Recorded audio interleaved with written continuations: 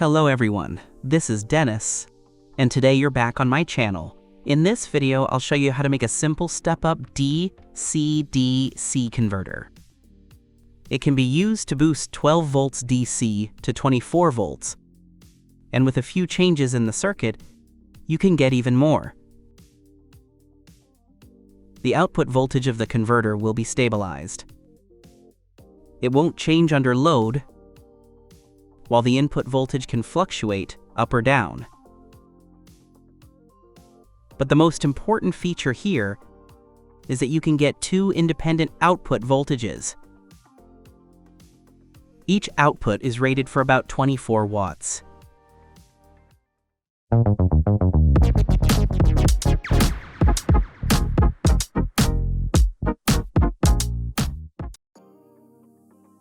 The circuit diagram of my step-up converter looks like this.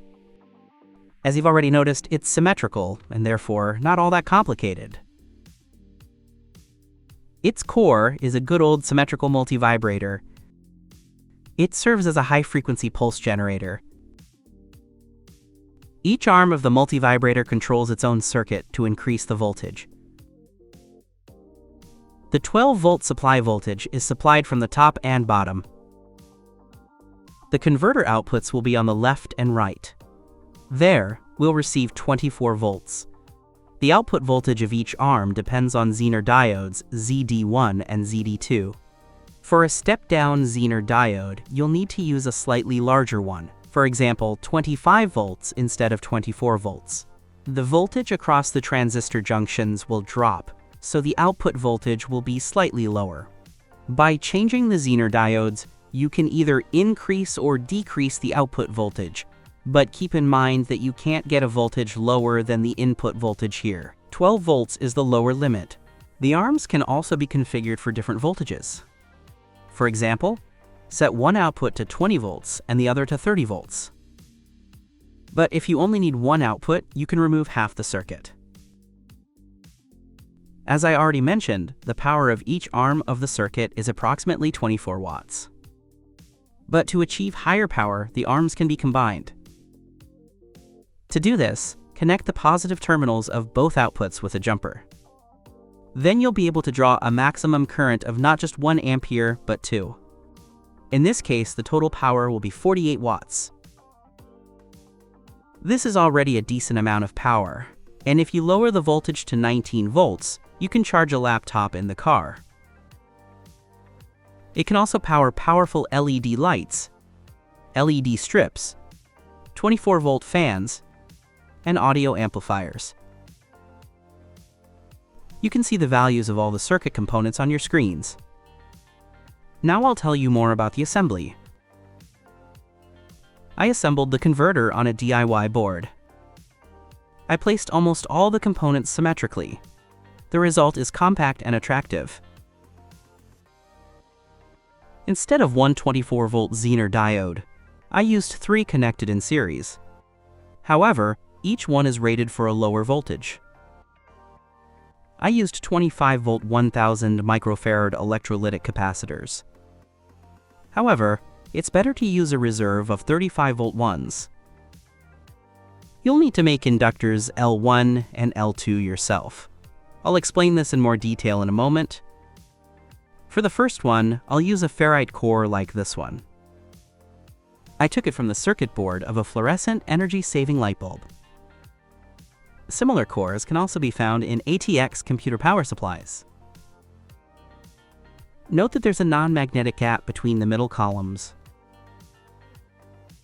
In my case, it's about 1 millimeter wide. If you don't have such a gap, you can create one by placing pieces of paper under the side posts of the core. In this case, the gap will be 0.5 millimeters, not 1. The gap is necessary to prevent the inductor from remagnetizing and saturating. Otherwise, the inductor will lose its properties. It will stop acting as a reactance and a short circuit will occur. I unwound the original winding because it had too many turns of thin wire, and wound a new one. I used wire with a diameter of approximately 0.7 millimeters and made 60 turns. Then I inserted the core into the frame and taped it shut. The coil's inductance should be approximately 130 microhenries. I'll be winding the second choke on a ferrite dumbbell. Here I'm making 70 turns, also using 0.7 mm wire. The inductance is the same as the first choke, 130 microhenries. You can also use yellow rings for the choke. They're made of iron powder. They can be found in computer power supplies. The number of turns will be different. You'll have to find them experimentally. The main thing is to get the required inductance. You can also use ferrite beads, but they'll be a bit of a pain to work with. They can't be used as is. For them to work properly, you'll need to cut a gap. This is a very labor-intensive job, so I don't recommend it. When operating under a heavy load, the transistors will become quite hot. Therefore, they must be mounted on a heatsink. Both transistors are connected to the heatsink via thermally conductive pads. The screws are insulated from the transistors via dielectric washers. You cannot connect two transistors to a single heatsink without washers and spacers. If you don't have them, you'll have to split the heatsink in two. I soldered the wires to the board, and now I can apply power to it. I turn it on, and note that at idle, without load, at 12 volts, the circuit consumes 41 milliamps. That's about half a watt. First, I look at the voltage at the first output. It's 24.3 volts. And then at the second output, it's 24.2 volts. As you can see, the difference is very small, only 100 millivolts. Now I'll connect some low-power light bulbs and see how stable the output voltage is. As you can see, the light bulb is on and the voltage hasn't dropped. I'll disconnect the multimeter for now and check the other output. And here, everything is the same. The voltage hasn't changed at all. Now I'll demonstrate what happens if a short circuit occurs. I'll short circuit the positive and negative terminals with a small lead, but only for a second. As you can see, after that, everything works again and nothing burned out. But this assumes that my power supply has overload protection. If your power supply is very powerful, something in the converter will likely burn out. The same thing will happen if you power the circuit from a battery. Therefore, you need to be very careful and not short-circuit the terminals. But you can short-circuit the two positive wires. There's nothing wrong with that. It's just that their power will add up. I tested the converter with light bulbs. Now we can move on to the real tests. Here I've connected an electronic load. With it, you can load the converter to its maximum power. I gradually increase the power by turning the knob. Let's calculate the current efficiency of our circuit. At 24.2 volts, the current is 350 milliamps. That's approximately 8.5 watts. And the input is 12 volts and 980 milliamps. That's almost 11.8 watts. This gives an efficiency of 72%.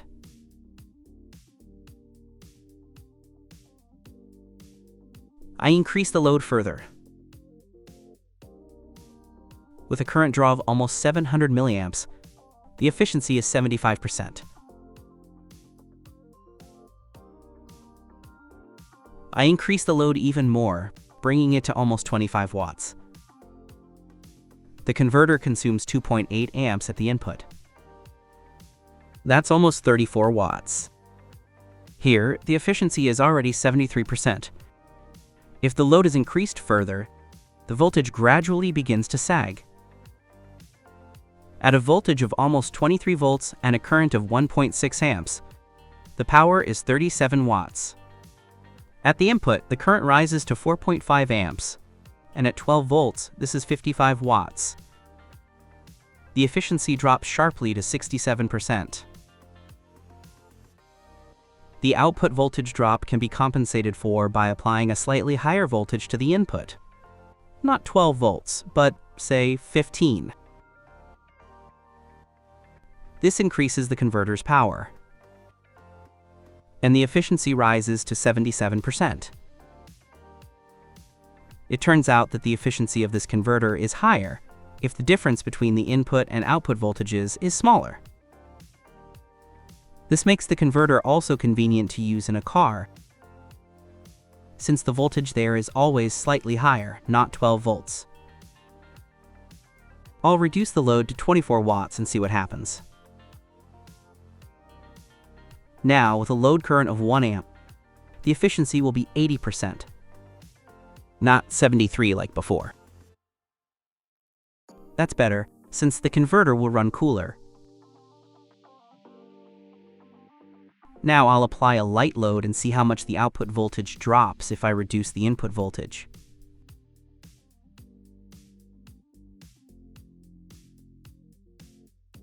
Now it's 12 volts.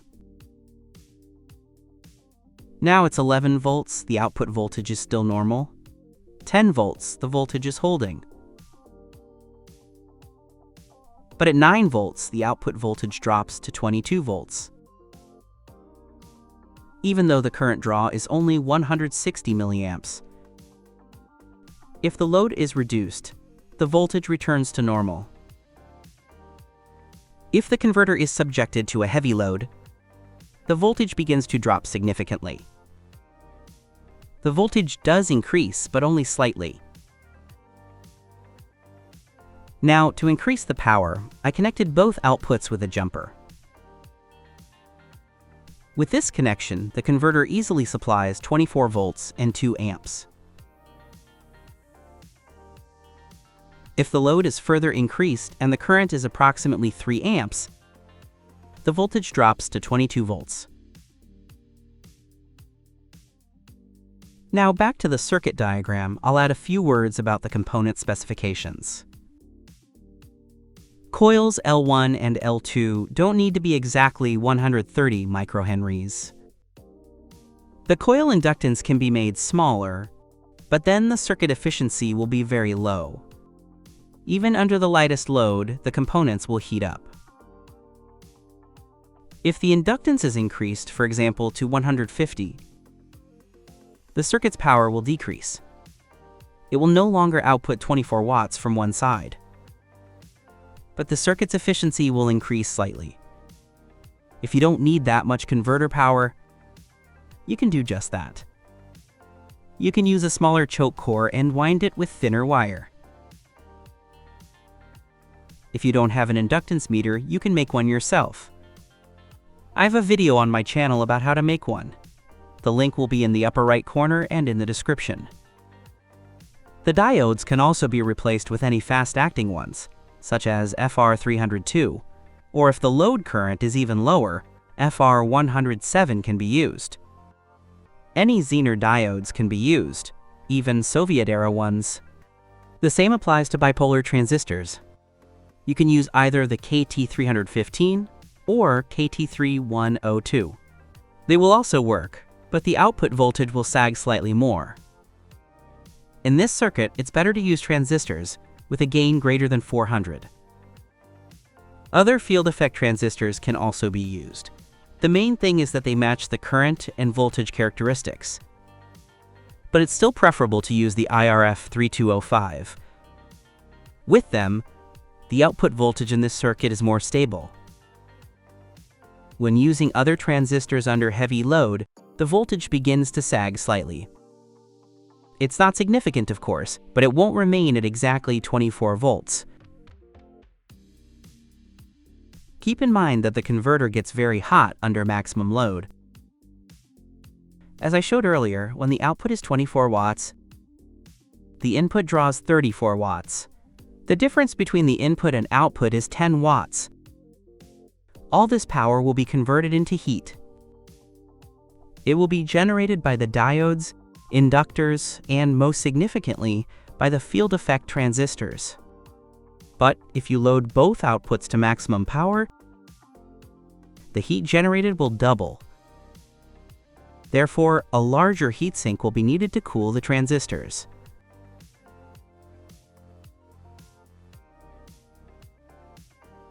That's all for today.